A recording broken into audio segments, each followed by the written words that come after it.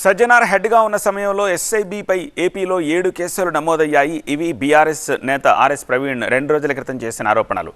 ఆధారాలు ఇవ్వాలంటూ ప్రవీణ్కు ఇవాల్టి వరకు సమయం ఇచ్చారు సజ్జనార్. మరి ఆర్ఎస్ ప్రవీణ్ వివరణ ఇస్తారా? ఇంతకీ ఆర్ఎస్ ప్రవీణ్ వెర్షన్ ఏమిటి?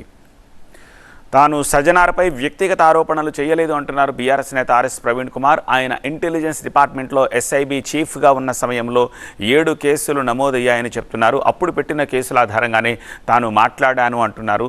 సిట్ చీఫ్గా సజ్జనార్ ఉండడం నైతికంగా కరెక్ట్ కాదన్నారు.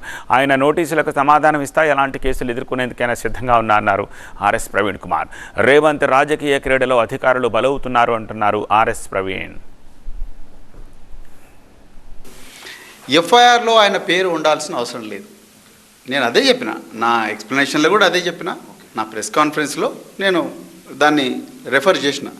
ఎఫ్ఐఆర్లో ఆయన పేరు ఉండాల్సిన అవసరం లేదు. నిజానికి ఎస్ఐబిలో ఏ అధికారి పనిచేస్తున్నాడు అనేది చాలా కొంతమందికే తెలుస్తుంది, లేకపోతే ఇంటెలిజెన్స్లో ఏ అధికారి పనిచేస్తున్నాడు అనేది కొంతమందికి తెలుస్తుంది, ఇంటెలిజెన్స్ చీఫ్ ఎవరు ఉంటారు అనేది కొంతమందికే తెలుస్తుంది. తెలంగాణ ప్రభుత్వంలో కొంతమంది రాజకీయ నాయకులు, అదేవిధంగా కొంతమంది ఇంటెలిజెన్స్ అధికారులు మా నాయకుల ఫోన్లు ట్యాప్ చేస్తున్నారు, దీని మీద యాక్షన్ తీసుకోవాల్సిందిగా అనే రిక్వెస్ట్తోని ఆయన కేసు పెట్టిండు. ఆ కేసు మీద రకరకాల సెక్షన్ల మీద కేసులు కూడా ఫైల్ అయినాయి. అవన్నీ నా దగ్గర ఉన్నది సమాచారం.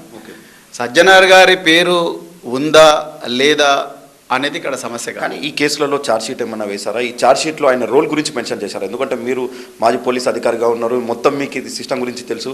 ఆయన రోల్ ఏమన్నా ఈ ఛార్జ్షీట్లో మెన్షన్ చేశారా 7 కేసులు? చాలా మంచి ప్రశ్న. నేను మళ్ళీ చెప్తున్నా, ఇది సజ్జనార్ గారి వ్యక్తిగత హోదాలని మేము మాట్లాడుతున్నాం. సజ్జనార్ గారిని నేను ఇప్పుడు కూడా చెప్తున్నా, సజ్జనార్ గారిని వ్యక్తిగతంగా మేము ఏమంటలేము. ఆయన మంచి ఆఫీసరే,